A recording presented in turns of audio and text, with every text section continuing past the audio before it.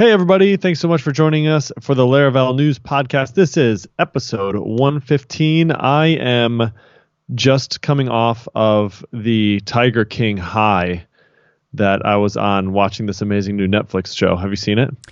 I saw you tweeting about it with Jeffrey and Oh, Adam my. today, Yep. and then I looked it up, and then I decided this doesn't really interest me, to be honest. No, it would. You have to watch it. I don't It's like pretty the true funny. crime things. I like just totally Oh, made up it's not stuff. really like, oh, I don't know if it's true crime. At least the first couple episodes aren't true crime. First couple episodes, I think, crime. They're just hilarious entertainment. Yeah. Is it a work Just watch of the. fiction or No. It's real. Just watch the first two episodes. okay? Just watch the first episode and see if you like It it. I doesn't. bet you It will. definitely doesn't sound like the kind of thing that Ree would watch. That's for sure. No, yeah, like I get it. Like doesn't sound like the thing that my wife would watch either. My wife does not like this is not her deal. But Yeah, she saw some people talking about it and she was like, "We should check this out." And I'm so glad we did. It's pretty awesome. fair enough. Yep. Well, all right. Hey, anyway, that I'll has attempt nothing to check do it with what out. we're talking about today. Yeah, nothing to do with what we're talking about today, but um yeah, that's what's going on. So we are on episode 115. We have got not too much stuff. We've got probably a medium amount of things. We've got 3 releases as well as a rename. We've got a couple of bummer pieces of news about Laracons around the world. Got a couple of tutorials and about 4 packages. So should be a good one. Let's do it. Let's kick things Awesome. off. Okay, sounds good. So, a couple of weeks ago, we actually had a little chat about 7.1.2, which was released to address a possible cross-site scripting related attack.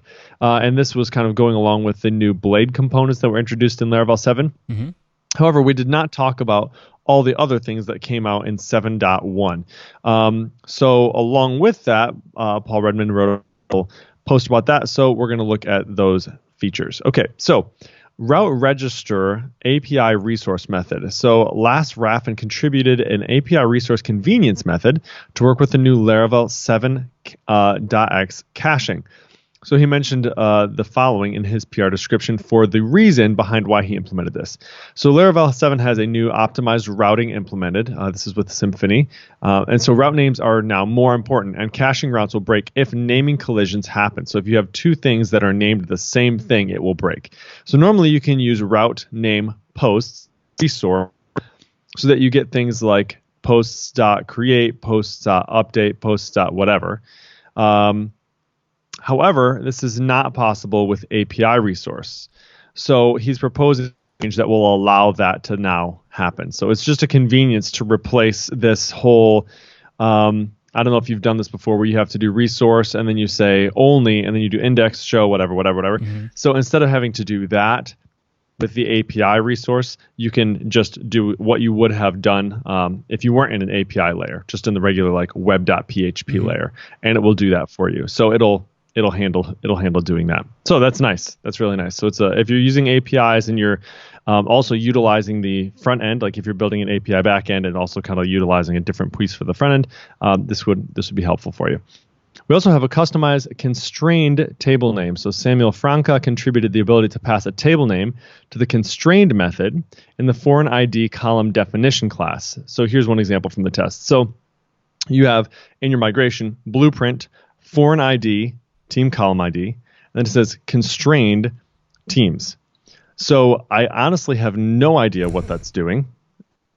Constrained to pass a table definition to the constrained method. What does that mean? If you're setting up a foreign ID and then constrained to teams. I think the constrained method was added fairly recently. I think it was part of Laravel 7, where previously, if you wanted to add foreign keys, you had to do table, arrow, foreign key, arrow, references, arrow on, and then that kind of stuff. References on, yep. And then I you do think like, I think the on constraint delete, method whatever. basically allows you to do that in a convention, like to follow the standard Laravel conventions, and just simplifies the whole thing. So you can say the column is team column ID and is constrained on the teams table, and it scaffolds out the rest of the foreign key relationship. I'm pretty sure that is the case. I bet you before, so like constrained before just would kind of assume what it was, I'm guessing, and now you can pass in explicitly a table. Possibly. Maybe something like that. Maybe. Yeah. The PR I'm not sure implements are either. possibly for the developer to put the name of the table inside the constrained method. This feature helps in case of creating a foreign key using the constrained method but having a column name not expected by a Laravel convention. There you go. Interesting. Okay. Uh, we've got a couple other things. We've got fixed and null value injected from container in routes. This one is interesting to me. Bring the daemon option back to the queue work command. So this was something that caused us issues because if you had a job that was already set up, like in Forge or something like that, right? And you deployed a new Laravel 7 app, when it went to deploy, if you already had a daemon flag on there, you would deploy your Laravel 7 app, and then you'd say queue restart, queue restart, and your queue would go to restart, but when it tried, it would fail because the daemon option was by default now. So it would say you don't need a daemon option, and it would fail. So you'd have to go in and recreate. You'd have to kill that worker and then have to recreate it. So now they brought the daemon worker or the daemon option back to the queue work command, probably exactly to handle this specific situation, right? Oops. Probably had a lot of people complaining about it. I was one of them. Sorry, Mohammed. That was me. Okay. Yeah, looks like that's it for 7.1 on and onward and upward. 7.2. Michael, what do we got? Indeed. 7.2. There was a HTTP client query string support was added and new timeout configuration options for the SMTP mail driver. We also had some other new features.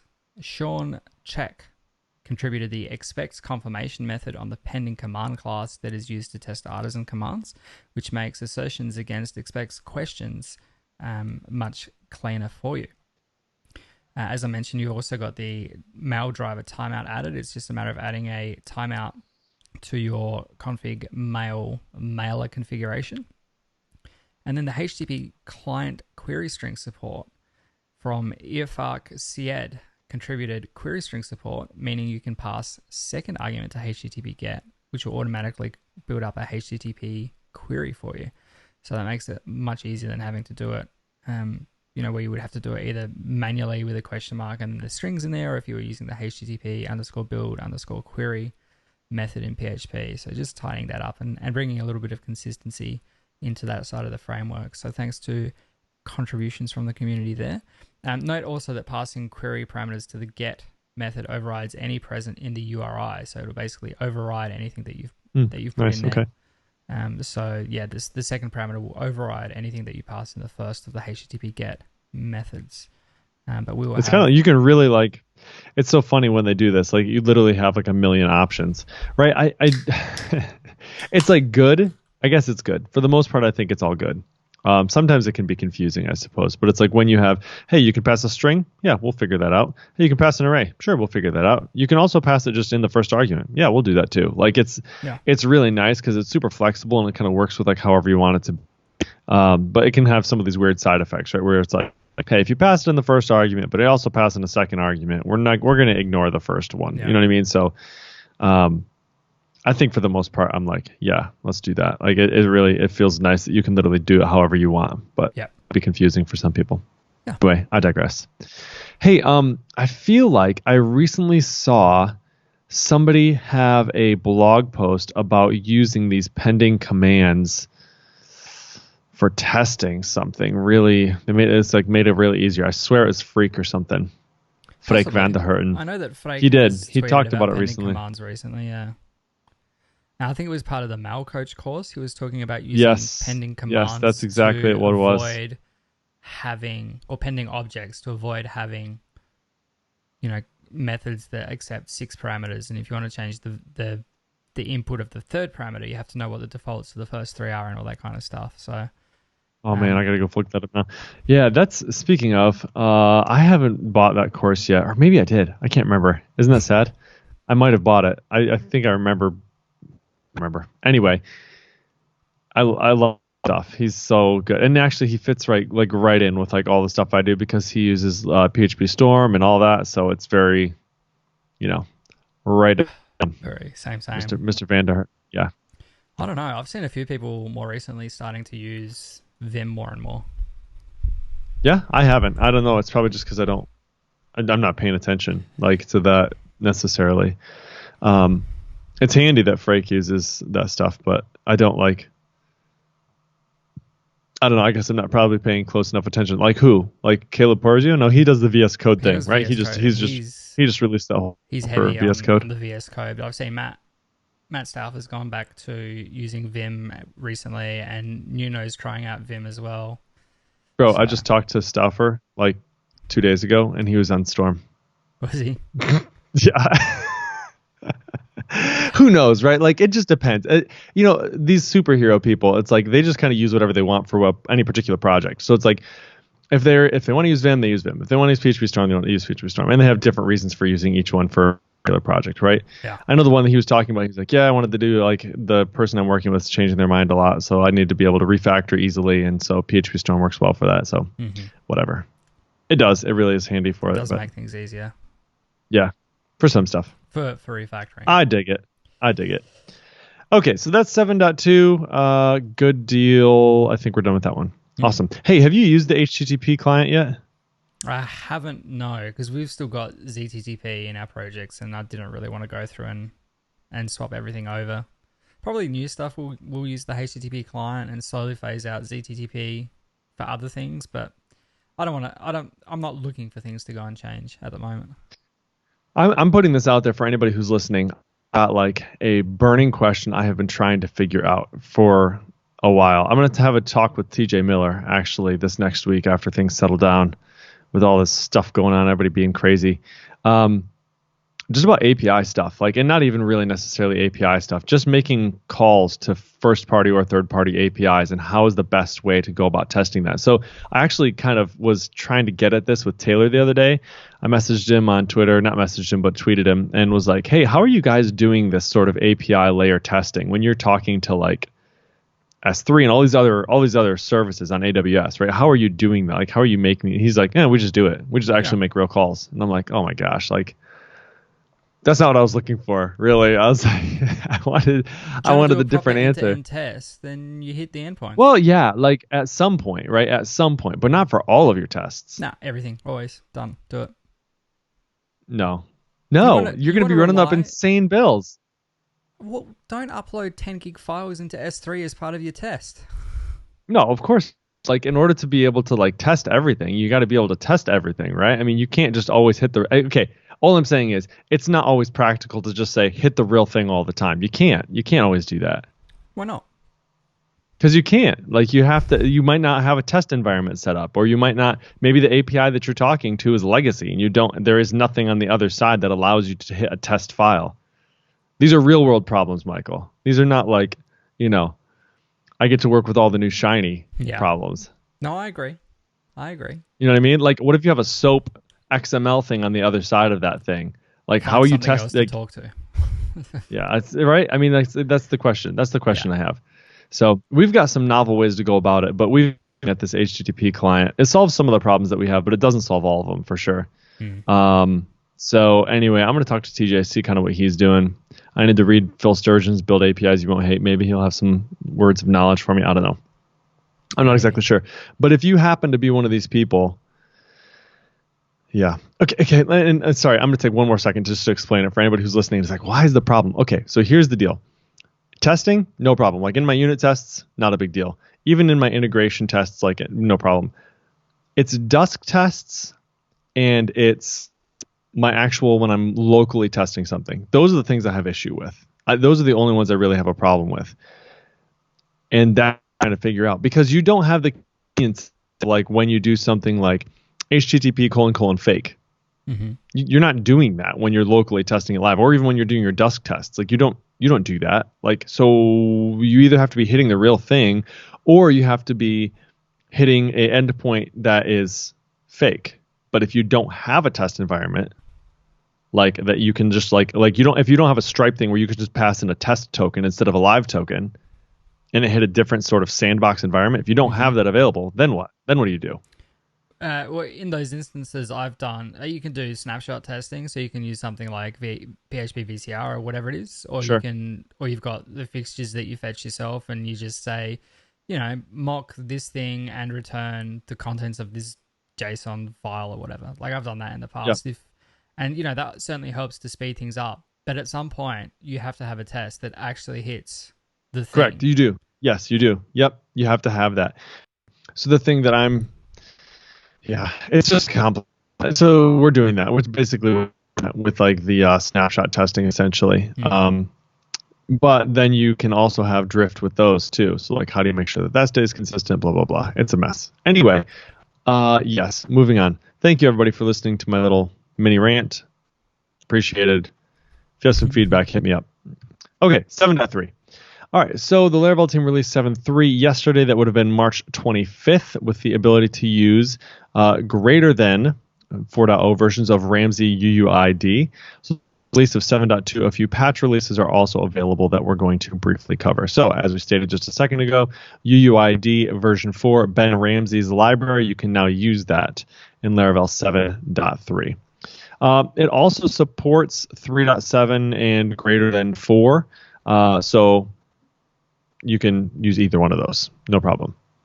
We also have some components. So Laravel 7.2.2 fixes a few blade component issues, notably the make component command now supports subdirectories, which it did not before. So you can include that. You can say PHP artisan make component / item, and it will, before it would have created components navigation / item, and now it does view components navigation / item, and then views components navigation / anyway, you can read it in here. It supports subdirectories now. Okay, there you go. We've also got this route naming issue that was fixed. So in Laravel 7, it introduced route caching speed improvements. But with that, there's been a couple issues with apps in the wild, as we've kind of discussed previously. So this sort of talks weakness of route names. You can take a look at this if this is something you've had an issue with, but know that it's now fixed in 7.2.1. So there you go. So it looks like, it seems like there's been a couple things, two particular, the components, right? The view components, the new sort of view blade components that we're dealing with, not view components, sorry, blade components. Let's just be clear here. The blade components seem to have had a couple issues. They're working out the kinks, but that's fine. And then also this route caching stuff has seemed to cause a few issues. But it looks like they're getting them all ironed out. So for those of you who were kind of waiting, like, I don't want to jump on the bandwagon just yet. I want to let everybody figure out all the bugs. It seems like we're getting closer. Like, it seems like we're getting there. Some of these things that have kind of been like a little bit annoying for other folks, they're getting it worked out. So now is a great time to jump on board and help figure out some of those problems. I think there there were 3 different issues with the route naming that we hit pretty much all 3 of them in one of our main applications, and we hit them, as part of our testing. We hit them at the end of the day, and fortunately for us, by the time we got back to work the next day, Idris had fixed them. So there was they've been so on top of it, dude. It's amazing. There were some weird things. It's really good because it wasn't just the naming of them and unique naming and things like that, but there was also like trailing slashes, and it wasn't properly matching trailing slashes. Like if you had to find a route as /user/me, and then somewhere in your code you link to /user/me/, you would get a 405 method not allowed because it was not matching because of that trailing slash. So thankfully that's been fixed now. That's issue 32048, 32,048. Fix that one. Yeah, no, like it's been crazy though. I put up a issue or something the other day, and Dries was like right on top of it. And then Taylor came on. I'm like, man, like this is crazy. That like, I don't know. It's just a lot of work to keep up with the issues that quickly. You know what I mean? Like they do a really good job. Spread across different time zones, it makes things that there's more coverage now. So there's someone usually around, whether it's Mohammed or Dries or James or Taylor now. There's usually they do a really good job of the day around the world. Yep. We also had this debacle here with this Laravel airlock. You want to talk about that a little bit? Laravel airlock, yeah. Taylor tweeted on I don't know, last week, the week before, that he had been approached by some company in Switzerland or something. Switzerland, that they were going to sue him if he didn't change the name of airlock. And so he was looking for a different name for the project. And, people said, well, why don't you fight it? And there's probably not enough case that, they would actually be able to win that. And Taylor's kind of like, do you want me to spend all my time fighting this, company for the name of an open source project, or do you want me to just keep making cool that tools? Literally released like a couple, a month ago or something, right? Yeah. And like, I jokingly said he should just call it Laravel Chalet because that would be a real stick that up, yeah, Switzerland. No, I'm joking. I love the Swiss. I love Switzerland. It's very nice there. But yeah, so the Laravel Airlock, which was the single page authentication package that Taylor released along with Laravel 7, has now Yep. been renamed to Laravel Sanctum. And so everything else, behaves the same under the hood.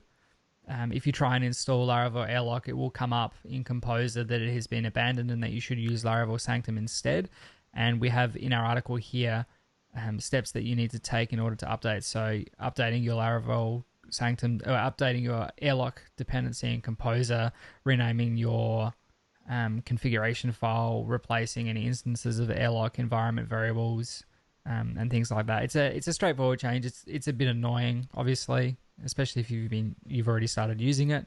But at the end of the day, it's just a name, and we've updated it and we've moved on. And Taylor, I saw yesterday or the day before, said he's already wrapped up the next thing that he's planning to release in the summer. So looking forward to that. Yeah, I think he kind of tease out.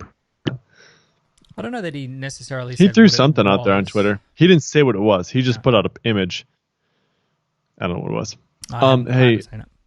yeah. So two things. Number one, I am bummed because Airlock was a great name. My suggestion was Aperture. I thought that was a good one. Look, if some But random then, Swiss company is going to come after him, Adobe's going to come after him.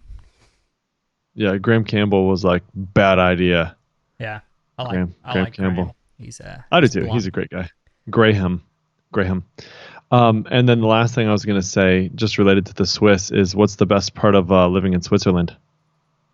What is the best part of living in Switzerland? Well, the flag is a big plus.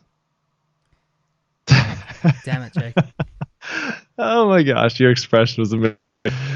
That's the worst dad joke ever, but It's it horrible. works. But It's you horrible. can see my expression if you watch Yeah, the and replay of the live stream later on. yeah, that was a good one. That was a good one. Okay, hey, moving on. So bummer, sorry everybody. US 2020 was delayed. No, just kidding. It was canceled. Sorry, I wanted to soften the blow. It was really rough news actually hearing this. This is like the only time of year I get to go and hang out with all my developer buddies. Not you this year, which would have sucked anyway, but now you don't have to have so much FOMO, I That's right. suppose. We could Man, it all was miss like a out great together. venue and like it was awesome. It was going to be great. It was going to be really great. But it stinks. I totally get it though. For anybody maybe saying like, "Oh, that's really rough." I mean, here's the deal. If the economy and everything else isn't enough to tell you how uncertain times are, it was also just a massive financial impact if Taylor would have waited to cancel this and then had to cancel it later. Yeah. So as it was, he put this out there, and I'm not putting it out there. He did. So what he had said was, if he cancels now, he's still going to be out 40 grand. 40 grand. And if he would have waited to cancel, there was the possibility of being up to 100 grand. Yeah. Like, man, that sucks. That sucks so bad. So I was hoping originally that maybe they'll put it online and sell online tickets and whatever. And everybody, I feel like really the biggest reason I wanted to do that is it still would be terrible because the biggest reason I go to Laracon US is really just to see everybody, right? Hang out, and it's the networking, whatever. But at the very least, just to be able to help Taylor recoup some of that money. We would have bought all the tickets just to say thanks for all you do, and hopefully we get in that $40,000 back. But at this point, they're not doing anything online with it. So I don't know. We haven't heard anything further, but it says this. This is the official announcement. Yeah. We have postponed Laracon US 2020 and are refunding all orders. We already got our refund. We have to order individually, so that might take a few days. We'll be back soon with news on our next steps, including a possible online event. So that may be happening. We'll see. We will see. Yeah, fingers crossed. Fingers crossed. On that Okay. note, Laracon Yep. EU in Madrid has also cancelled their in-person event, and they've already said that they're going to be going online. So on the 16th of March, they put out a communication saying, we're canning it, and that they will move the event online. I think it's going to be the end of May. Yeah. Yeah. Mm-hmm. So it'll be online. They're going to condense it down to a day, I think. Everyone that bought tickets will get refunded in full, and they'll get discounts to the online tickets as well. At this stage, Laracon EU in Amsterdam will take place in September as scheduled. We're still umming and ahhing about AU. It's not going to be until November. We weren't planning to host it until November.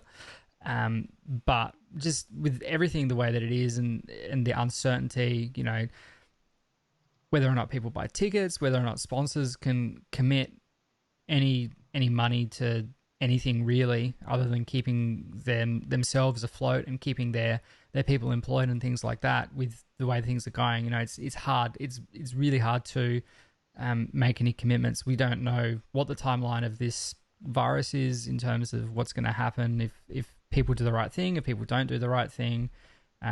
It's a sticky situation. But heaps of events now have cancelled their in-person conferences and things like that, and are looking to move online. And we're fortunate enough now that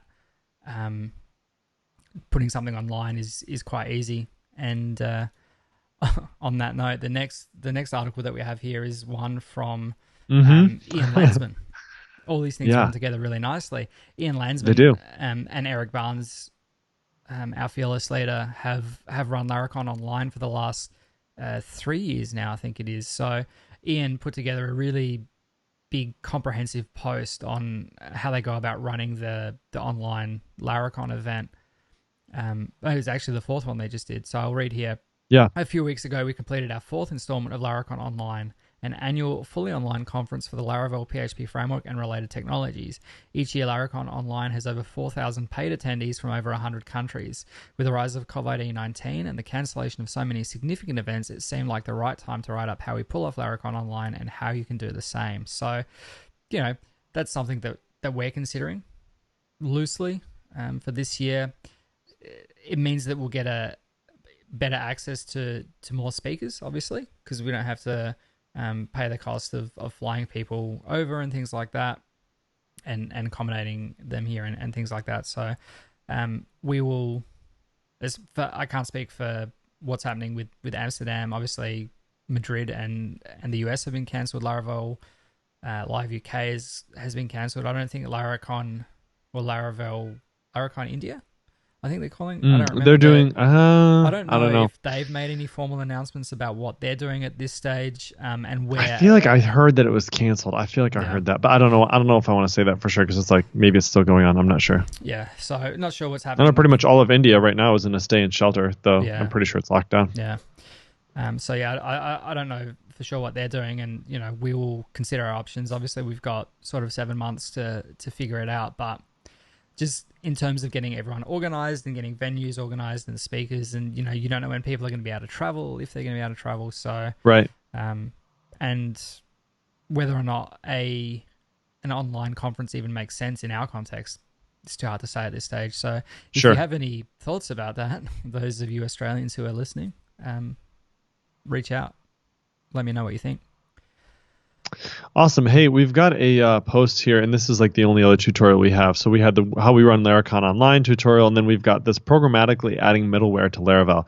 Now, I thought about not talking about this one, but I think it's interesting just because if you are a person who is relatively new to Laravel, and you don't yet have your mind wrapped around what middleware is. This one isn't necessarily the one to tell you what middleware is, but it does tell you how you can utilize it in your application and how you can add it only to specific routes. So if your idea of middleware is you just go into your route service provider, I think, and they just apply globally, that's not the only way you can use them. So you can create your own custom middlewares, and maybe you'd say, why would I want to do that? This post might talk about a little bit of that.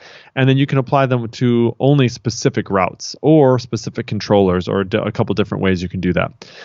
So if you haven't yet taken the time to wrap your head around what middlewares are, how they work, and how they can benefit you, maybe use this one as a jumping off point to kind of get some ideas. And then I think there's a couple other resources you can use to dig deeper. Maybe we'll throw some of those in the show notes or something. So that's all I really wanted to say about this one.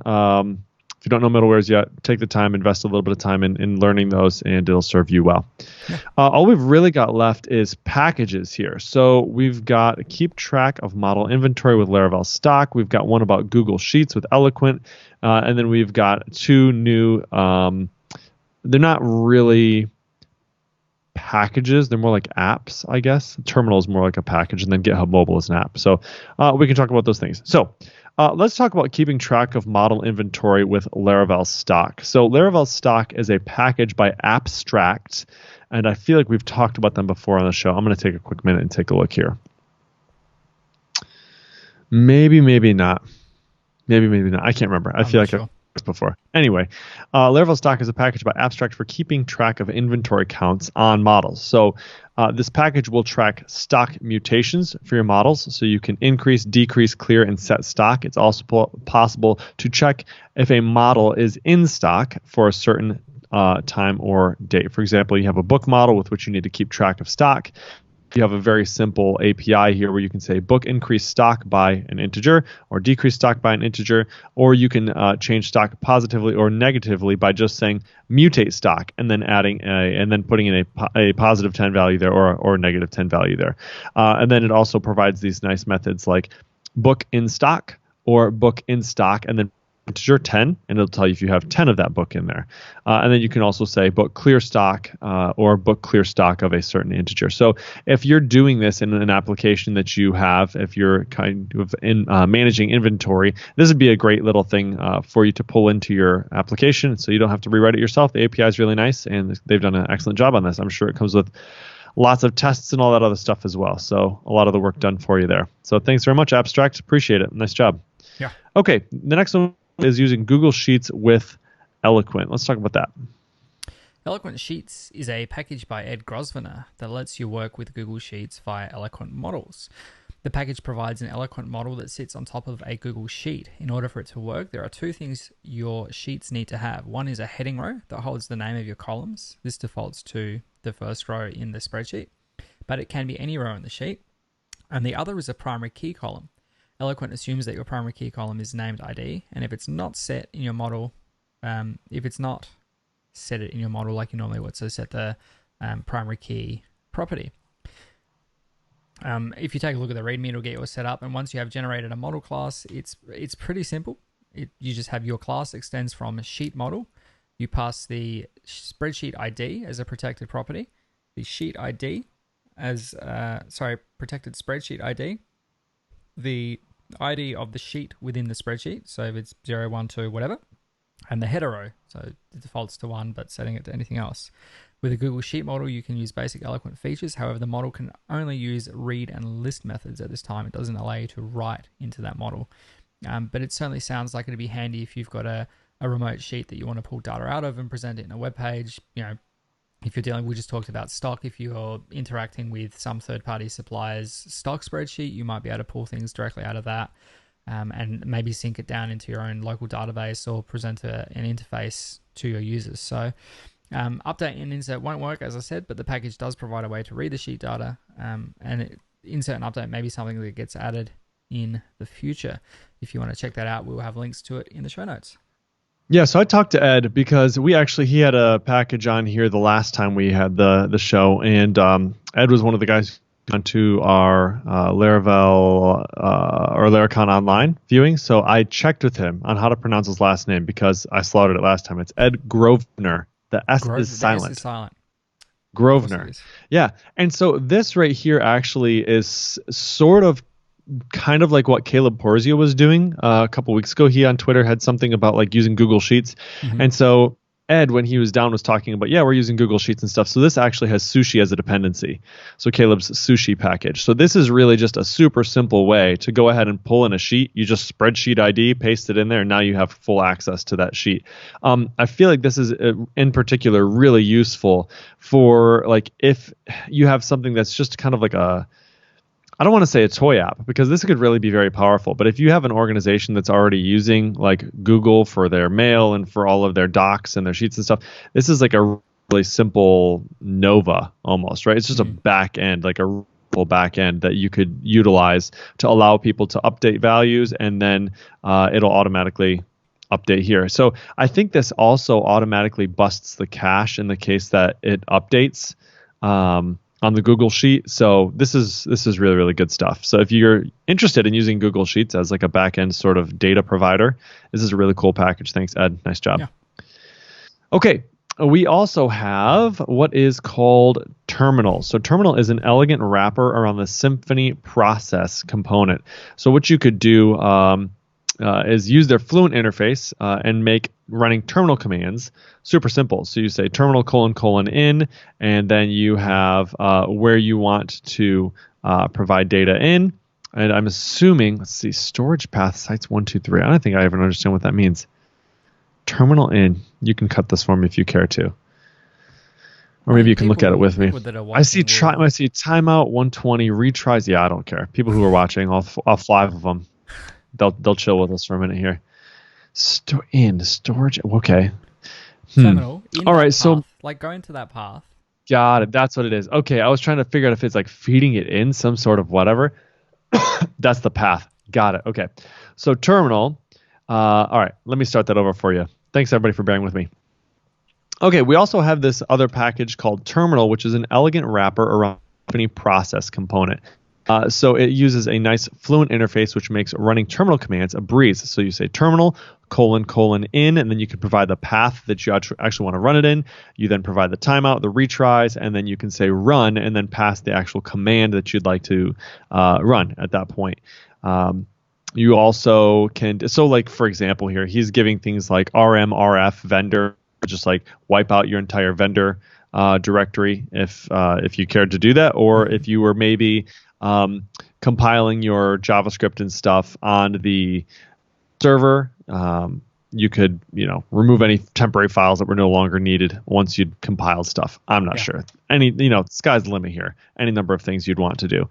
But it's like I said, it's got a really nice Fluent interface as well as a ton of things that you would want to check, like was it okay? Did it come back successfully? How many lines of output did we get back? Did it throw? Do you want to throw? Is it still running? All of these sorts of things. So nice little wrapper around that. If this is something you think you might be interested in, check it out. And nice little write-up here by Paul Redmond. Everyone's favorite human. Thanks, Paul. Everybody's favorite human. Everybody's. Literally everyone. Never met somebody in my life who was not like, yep, Paul Redmond, favorite guy ever. Every one of them. They all know who he is. Person. Yep. GitHub Mobile is now available for iOS and Android. Announced on the 18th of March or thereabouts at Google Universe. At GitHub Universe, GitHub announced a fully native GitHub experience on both iOS and Android. Now you can stay in touch with your team, triage issues, and even merge code right from your mobile device anywhere. Today, both the iOS and Android versions of GitHub for Mobile are out of beta and generally available. With the GitHub Mobile app, you can review and merge pull requests, push notifications for pull requests and issues, just what I need, more notifications in my life. Respond to comments on the go, which is kind of handy. And then there's also the ability to review and merge pull requests. The review experience and being able to read the code and that is actually really nice. I don't know for those of you who have used the GitHub mobile website, it's not the best. It's like, some functionality is missing and you can't do some things and you can do others and whatever. So the app also incorporates GitHub's new default web notification experience, which means you'll get a consistent experience either at your desk or on the go with the mobile app. For details about the new notifications experience, you can check out the new From Universe 2019 post on the GitHub blog, which we will link to in the show notes. And Paul notes in here that the original mobile interface wasn't awful, but commenting on pull requests was a bit cumbersome. So far, the native GitHub app has been a much better experience when I need to manage code reviews and issues on the go. We'll have links to the full announcement and some beautiful screenshots and more details in the show notes. Yeah, I've been using it, and I really like. I'm in my email and I'm just browsing and like, hey, there's a pull request that you were a part of that, like, you just click on it and just opens it up in the mobile app. It's really nice. It's a good experience. Yeah. I was also looking through some of our community links, and there's some really good ones out there. So let's see here. Low cost scalable Laravel on AWS, testing listeners in Laravel. on using arrow functions in PHP 7.4 by Frake. That's really good. Writing readable PHP, decreasing indentation by returning early. That's a good one. So I was able to read through probably 4 or 5 of these. And most of these are pretty quick reads. But if you haven't in a while, just go scan those. People submit all the blog posts and articles that they're writing on there. And there's some diamonds in the rough in there for sure. So good stuff. Check those out. Hey, I think that's it, man. We're done. I think that's we're done. all of the things. It's a bit after midnight here, and I am ready to go to bed. Do it. Awesome. Take yourself to bed. See us out. I will. Yep. Hey, everybody. Thanks so much for listening. This is episode 115. If you like the show, you can find the show notes for it at podcast.laravel-news.com/115. We love hearing from you, contrary to what Eric and Michael were harassing me about the other day, because Eric got like some spam thing on Twitter, and Michael's like, well, Jake always says we love to hear from you. Yeah, we do. We actually do. Most of the time. I mean, unless you're spamming us, in which case we don't. But most of the time we do. So hit us up on Twitter at Jacob Bennett, at Michael Dorinda, at Laravel News. And then, of course, if you like the show, we would really appreciate it if you'd give us a retweet when we tweet it out, or share us with your friends. Or, as always, you can rate us up 5 stars in your podcatcher of choice. Very much appreciated. Hey, thanks, everyone. We will see you in 2 weeks. Stay healthy. Stay safe. Stay indoors. And until then, stay home. Stay home. Bye. All right. See ya.